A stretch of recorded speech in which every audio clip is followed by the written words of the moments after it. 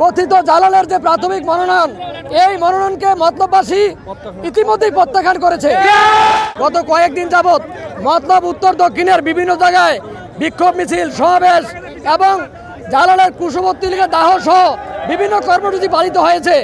আমরা মতলবের জনগণ এইসব কর্মসূচিকে আগামী দিনে যদি মনোনয়ন পরিবর্তন করা না হয় এবং তানভীরুদ্দাকে মনোনয়ন দেওয়া না হয়, তাইলে মতলব ব্লকেট সহ সারা বাংলাদেশ থেকে মতলবকে আমরা বিচ্ছিন্ন করে দেব।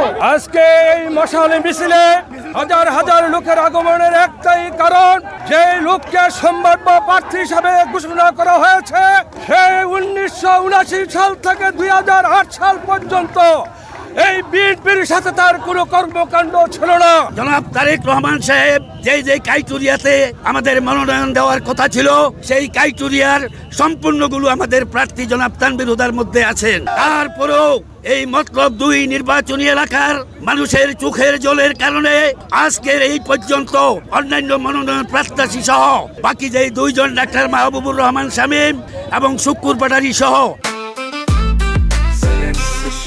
জেনেক্সে শিফট করো, লাইফকে লিফট করো। আমরা তানভীর হুদার পক্ষ সহ সবাই স্ব অবস্থান থেকে মনোনয়ন পরিবর্তনের জন্য, মনোনয়ন পুনর্বিবেচনার জন্য মনোনয়ন বোর্ড এবং ভারপ্রাপ্ত চেয়ারম্যান জনাব তারেক রহমান সাহেবের দৃষ্টি আকর্ষণ করছে।